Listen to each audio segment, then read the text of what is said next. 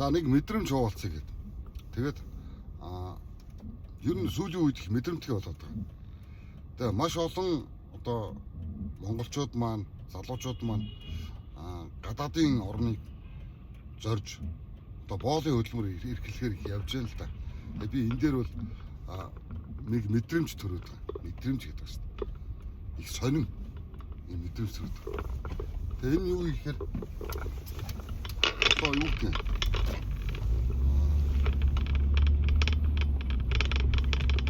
гадаадын хөгжилтэй орнууд бол хүн амьдрах нөхцөл байдлыг бол маш сайн одоо байдлаар шийдвэрлэж чадчихъя.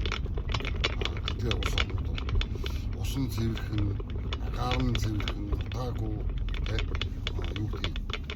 За тэгээд хүний эрхийн чиглэлээр ч гэдэг юм уу маш одоо их зүйлийг бүтээж чадчихъя гэж харж байгаа. Тэгээд яагаад одоо Монгол ийм одоо баялагтай, ийм баян орон мөртлөө за мөн одоо 3 сая 500 мянган одоо ийм одоо бага хүн амтай байж иж яагаад одоо бусдыг сайхан амьдруулахын тулд өөрсдөө одоо ингэж золиослож өөрсдийнхөө ирээдүйг боолын одоо хөдөлмөр эрхлүүлж ингэж амьдрах болсон болоо гэдэг ийм зүйл дээр би маш их одоо ийм драма авч гэдэг юм уу ийм одоо мэдрэмж аваад байгаа. Тэгээ би энийг үнэхээр одоо ойлгох бол асууад байгаа. Ойлгож байгаа хүн бол бас хэлээд өгөөрэй. Үнэхээр би одоо Франц улсыг одоо ингээд судалж үзэж байна. Түүхийн хувьд нь ч тийм үү те одоо нээлттэй мэдээллийн хүрээнд ингээд интернет хөгжсөн учраас судлаад үзэж байгаа түүхийн те энэ юу ямар учиртай улсын те тэгэнгүүт Монголын түүхийн хажууд бол үнэхээр түүхий гэдэг чинь бүр түүхий. Тэгээд зүгээр яагаад монголчууд гадар нутгаа орхих болов гэд. Яагаад дөрвөх болов? Энэ энхийн цагт шүү дээ. Тэгээ би энийг үнэхээр одоо яагаад ингэж амьдрах болов гэдэг энэ зүйл шалтгааныг ингээд ойлгохгүй л байна. Тэгээ би ингээд энэ зүйлээс мэдрэмж гэдэг юм уу. Жоон травматай мэдрэмж аваад байгаа учраас би хуваалцаж байгаа байхгүй. Тэгээд юу гэдэг юм.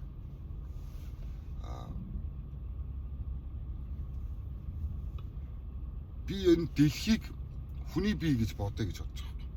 Зүгээр жишээ авч байгаа тийм. Дэлхий бол хүний бие гэдэг хүн гэж ойлгож байна. Тэгвэл би одоо Монгол улсыг гадар нутаг бол хүний биеэр бодох юм бол одоо юу гэдэг юм те нэг одоо гар гэж ойлгоо тийм ээ. Нэг гар. Тэгвэл энэ гарынхаа энэ хуруунд нэг хуруунд би одоо хөхрийн хүчил шахаад яа. Хөхрийн хүчил шахаад. Энэ хуруунд орсон хөхрийн хүчил хизээ нэгэн цагт гэдэг шүү дээ.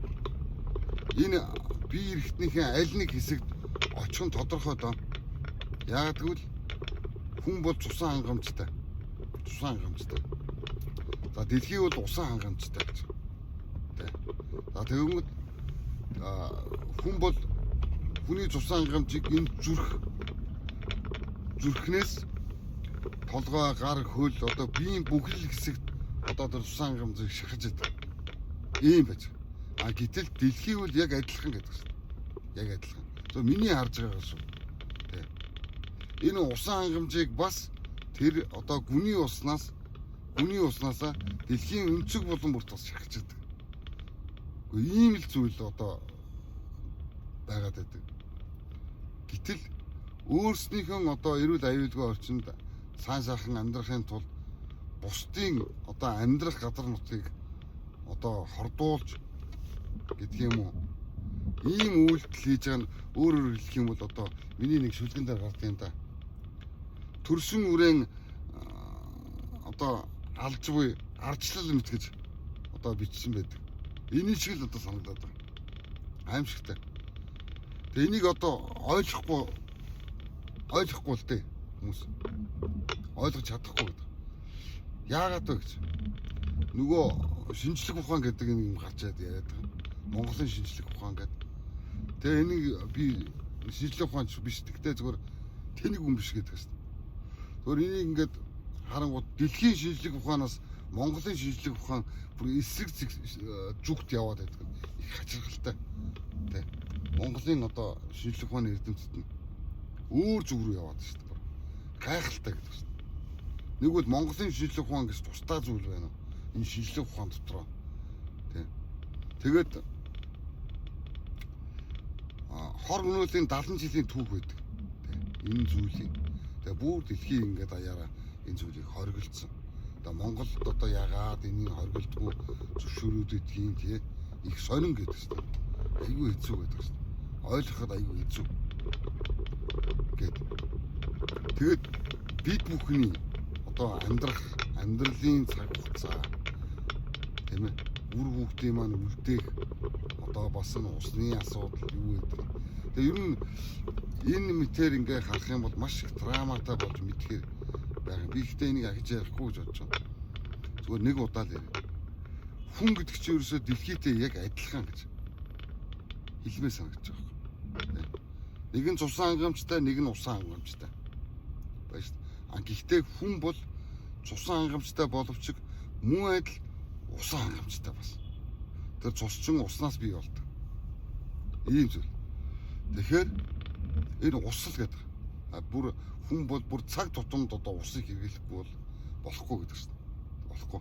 Аз цэнгийг агаар байх шүү дээ. Бид нар яагаад ийм утаатай ингээд орчинд ингээд дасчваа. Одоо нөгөө дасах технологи гэдэг шүү дээ. Эхэндээ жоохон юм ярина те.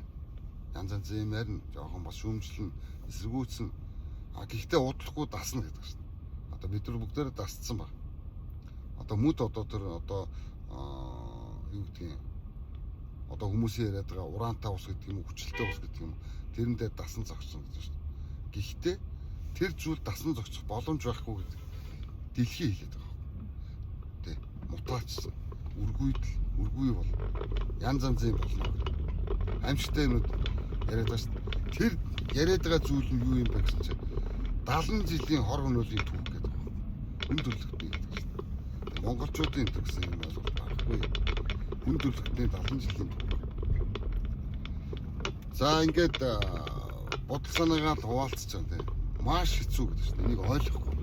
Тэгэнгүүт одоо нутгийн ард иргэд хүртэл ярьж л та. Гэхдээ бид нар тогтой болох одоо хөгжих гээд байна гэж. Би энэ дээр ганцхан юм хэлж байгаа. Миний онол гэдэг. Миний баримталтай зарчимд бол юу гэж хэлж байгаа. Хүн төрөлхтний хамгийн сүүлчийн агаар цэнгэг агаар сүүлчийн цэвэр одоо ус бол энэ бол хөгжил юм. Бусдаар бол одоо нэг байшин барилга одоо хүний тав тухтай орчин бол юу гэхээр энийг бүтээн байгуулалт гэж нэрлэдэг. Миний бодлоор шүү. Миний бодлоор. Бусдаар бол тэр өөр хүмүүс юу гэж ярьдгийг мэдэхгүй. Цэвэр агаар цэнгэг усгүйгээр одоо хүн нэг тийм айхтар тухтай тэг хөгжилтэй амьдраад ах юм одоо ямар байд юм бол нэрэ би мэдэхгүй гэж шүү дээ. Мэдэхгүй. Тэг. Бусад тэр одоо хөгжингүй одоо амар амгалан амьдраад байдаг нь сайн мэдэхгүй гэж. Гэтэ би одоо мэдж байгаагаа ингээ хуваалцах юм бол ердөөл энэ гэж. Тэгээд бусдын тав тухыг бусдын одоо амьдрах органлыг бид бүхэн хангахын тулд өөрсдийн одоо оршин зүй тогтлоороо бид нар одоо хохирно гэдэг бол үндсэндээ маш хэцүү лээ. Маш хэцүү юм ухаан л да. Энийг одоо тэгээ энийг бид бүхэн сонгоцсон байна гэдэг нь бол бүр аимшигтай гэдэг шүү дээ. Аимшигтай. Энэ оюун санаа бүр багтахгүй гэдэг байна. Миний ойлгож байгаа. Тэгээд нэг л юм зөвсөд байгаа шүү дээ. Саахан цэнгэг усаа саахан шанагдаад уухыг хүсэж байгаа. Цэвэр агаараа цээж дүүрэн амьсгалахыг хүсэж байгаа. Бодож юм лээ. Ингэж л ойлгоод байгаа. Энэ зүйл нь одоо юу гэдэг энэ зүйлийг бодож үзэл бодлоо хэлэх нь энэ одоо эх орноосоо урвсан энэ гэдэг ийм зүйл заалт руу одоо аваач гэвэл энэ нь бол маш одоо их сонин гэдэг байна шүү дээ. Маш сонин зүйл. Маш сонин. Би одоо сүүлдээ бодож шүү дээ. Маш их драма авч яагаад гэдэг юм уу? Би одоо ямар учиртай хүн юм бол энэ бусад хүмүүс нь ойлгохгүй байгаа юм бах та. Би ганцаараа ойлгочоод одоо ингээд тэнэгтээд байдаг юм болов. Нэг бол миний ойлгож байна гэдэг энэ ингэж ойлгож байна гэдэг энэ бодол, нэг бол миний тэнэгрэл үү тэ гэж их бодох төрж байгаа. Нэг бол би солиотой болцсон юм биш байгаа да тэ гэж бодож байгаа байхгүй. Энэ их сонин юу л дээ. Мэдрэмжлээ. Сонин мэдрэмж. Өдөр бүр гэж. Яг ч цаг тутамд ус уудаг учраас энэ зүйлийг бодохгүй байх аргагүй гэж. Тэ. Хачин байна. Тэ нэг ийм мэдрэмж хуваалцаад ингэж хүний биеийг дэлхийгээ төсөөлөд үзээрэй. За яг хүний биеийн гадаргуудаар бол хөлс гардаг. За энэ нь бол яг гадаргуун ус юм байна гэж ойлгоё. Дотроо бол эн чин тэр чигтээ суц шүрмс байна шүү дээ. Дан одоо цус гүйдэг судснууд байна шүү дээ. Хүн хэдэн сая одоо судастайг мэдэхгүй зүгээр тий. Гэхдээ энэ дэлхий чинь бас ус урсдаг маш олон одоо гүний судсууд байна. Энэ тодорхой гэдэг шүү дээ. Тэгээ ийм зүйлийг ойлгож чадахгүй байгаа ард түмэн нэг бол үүнийг ойлгосон гэж итгэж байгаа би солиотой гэж бодох одоо ийм нэг юм драма гэх юм те ийм болчиход байгаа. Тэгээ би энэ мэдрэмжээс хагацхыг одоо маш их хүсэж байна. Маш их хүсэж байна. Энэ мэдрэмжийг ахиж бодохыг хүсэхгүй байна. Энэ мэдрэмжийг ахиж авахыг хүсэхгүй байна үнэхээр. Тэгээ тийм учраас би энэ драматай мэдрэмжээ та бүхэнтэй одоо хуваалцаж байгаа маа.